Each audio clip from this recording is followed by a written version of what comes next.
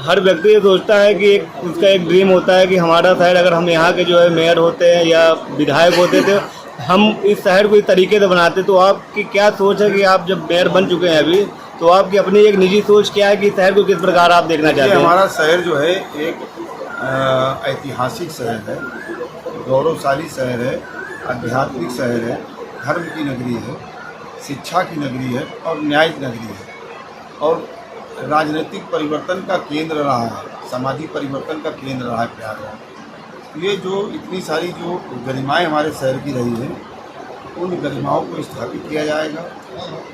समाज का मनमानस भी उसी प्रकार से बनाया जाएगा कि वो अपने शहर के ऊपर गर्व करे और उस प्रकार से समाज आचरण भी करे, उस प्रकार से समाज जागरूक भी रहे। क्योंकि एक व्यक्ति से परिवर्तन नहीं होता, एक व्यक्ति आगे चलता है, समाज उसका सहयोग करता है तो परिवर्तन होता है। तो निश्चित रूप से हमारी जो गौरवशाली इतिहास हमारा है शहर का, उसको ध्यान में रख करके उन सारी योजनाओं को बनाने का काम होगा और आप देखेंगे कि एक आदर्श शहर बन करके पूरे देश के अंदर अपना नाम रोशन करेगा। प्रयागराज में जो विस्तारित क्षेत्र है उसके लिए कोई विशेष पैकेज का भी घोषणा किया जाएगा जो है? मैंने बताया ना कि जो है इसका समुचित अध्ययन करके वहाँ की जो बुनियादी समस्याएं हैं उसका समाधान, पूरा उसका एक रोड मैप तैयार करके पूरा उसका एक प्रस्ताव बनाया जाएगा और उसके बाद जो स्पेशल पैकेज ही है।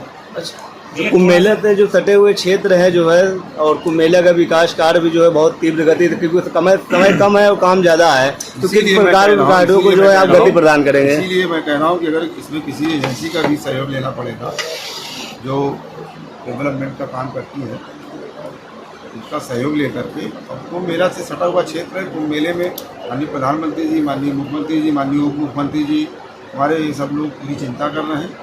तो आप विश्वास रखिए, मैं आपके समाचार पत्रों के माध्यम से मैं विस्तारित क्षेत्र की जनता को आश्वस्त करना चाहता हूँ कि आपका क्षेत्र की सारी बुनियादी समस्याओं का समाधान होगा, समुचित विकास होगा और आने वाले साल डेढ़ साल के अंदर ये महसूस ही नहीं होगा ये शहर से जुड़ा हुआ भाग है, ये शहर ही है, ऐसा भाव जागृत। ये स्पष्ट आप कह रहे हैं कि जब तक हम विकसित नहीं कर लेंगे तब तक हाउस टैक्स या किसी तरह का टैक्स नहीं लिया जाएगा। बिल्कुल सही बात है। हमें जनता के आदमी है, अनावश्यक जनता, हमारे यहाँ तो चाणक्य की नीति भी नहीं है कि जितना मधु से मधुमक्खी रस लेती है उतना ही टैक्स जनता से लेना चाहिए। ठीक है, जनता भी सब कि जब तक विकसित न हो ये क्षेत्र तब तक हाउस टैक्स वगैरह नहीं लिया। विकसित करने की पूरी योजना है, ठीक है, और उसका अध्ययन पूरा किया जाएगा, एक टाइम बाउंड तरीके से बनाया जाएगा। टैक्स नहीं लिया जाएगा ऐसा अभी नहीं। हाँ, तो जनता की सुविधाओं के लिए ही टैक्स लिया जाता है। ठीक है, तो जनता को जब सुविधाएं मिलेगी तो उसको टैक्स देने में भी कोई दिक्कत नहीं होगी। तो तमाम पार्टी, जैसा कि 3-4 दिन पहले डीएम की समीक्षा बैठक हुई थी, उसमें उन्होंने कहा था कि जो विस्तारित क्षेत्र है वहाँ पर बिजली की सुविधा सबसे पहले मुहैया कराई है, लेकिन हम जहाँ इसके आवासीय क्षेत्र के आगे बढ़ेंगे वहाँ पर बिजली के जो जर्जर तार हैं, इन सभी चीज़ों से अभी हम जूझ रहे हैं। ऐसी स्थिति में कैसे हम 24 घंटे उनको बिजली? ठीक बात है, शपथ लेने के बाद मैं बिजली विभाग के अधिकारियों के साथ भी बैठूँगा, उनकी योजनाओं का अध्ययन करूँगा।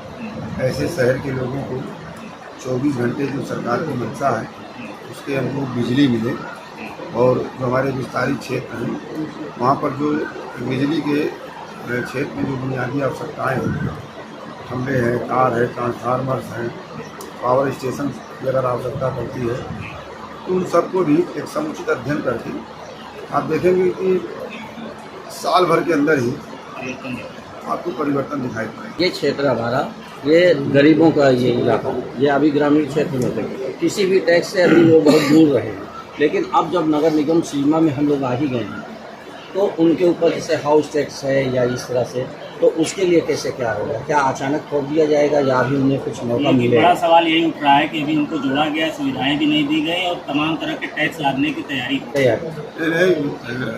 मैंने पहले भी कहा कि इसका पूरा अध्ययन किया जाएगा और साल भर के अंदर सारी बुनियादी चीज़ों को पहुँचा सकते हैं, पहुँचाने का प्रयत्न करेंगे। माननीय मुख्यमंत्री जी से भी हमारी मुलाकात हुई, आशीर्वाद उनका प्राप्त किया और उन्होंने स्पष्ट कहा कि सरकार की तरफ ऐसे कोई कमी नहीं है। बस ये है कि योजना बनाना, प्रस्ताव तैयार करना जो नगर निगम के सीमा के अंतर्गत है, आर्थिक रूप से उसको नगर निगम किया जाएगा।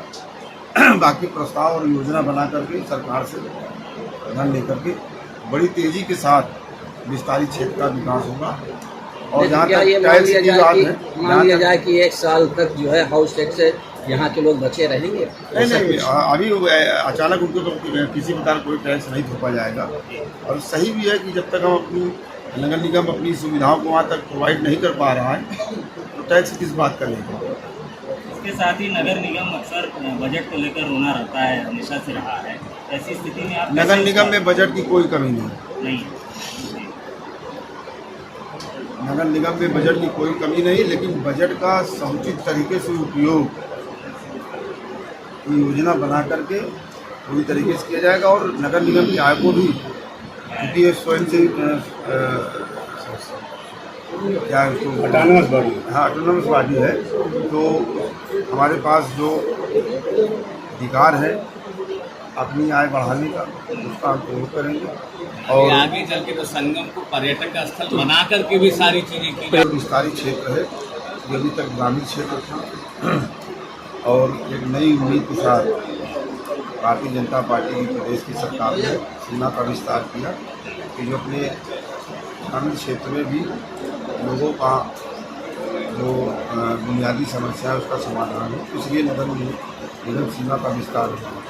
और मैंने अपने प्रचार के दौरान भी, जनसंपर्क के दौरान भी इस बात को कहा था कि जो विकास का पहला ईंटा है वो विस्तारित क्षेत्र से ही रखा जाएगा। तो इस विषय में मेरी स्पष्ट सोच है कि मैं विस्तारित क्षेत्र का पूरी तरीके से दौरा करके अध्ययन करूँगा, वहाँ की बुनियादी समस्याओं को समझूँगा, उसके समाधान के लिए किसी एजेंसी का भी सहारा लेना पड़ेगा तो एजेंसी का भी सहारा लूँगा। और एक सुनियोजित तरीके से पूरा एक 50 साल के आगे की योजना को ध्यान में रखते हुए, क्योंकि एक बार शहर अगर अस्त व्यस्त तरीके से बस जाता है तो उसमें अनेक प्रकार की कठिनाई होती है। तो जब नए विस्तारित क्षेत्र नए तरीके से यहाँ विकास इसका होगा तो आने वाली पीढ़ी इसका लाभ उठावे। और 50 साल, आगामी 50 साल की योजना को ध्यान में रख करके, पॉपुलेशन का ध्यान में रख करके उस हिसाब से विस्तारित क्षेत्रों का समुचित और सर्वांगीण विकास किया जाए। तो तमाम पार्टी और भी मैदान में तो वो हाउस टैक्स माफ, बिजली टैक्स साहब के तमाम प्रोग्राम चला रहे थे जो इस चुनाव से पहले जो है, तो क्या ऐसा कुछ आप लोग भी करने के लिए? जनता ये जानती है कि लोग लुभावनी वादे करने वाले लोग जो है कभी अपने वायदे पे खड़े नहीं उतरते, सिर्फ वो वोट मांगने तक रहते हैं, क्योंकि उनको विकास करना भी नहीं है, न उनके पास कोई विकास की योजना है, उनके पास तो विनाश की योजना रहती है। इसलिए जनता ने जो है बेहतर तरीके से शहर सुसज्जित बने और बुनियादी समस्याओं का समाधान हो, जनता को ये महसूस हो कि नगर निगम हमारे साथ, ऐसा भाव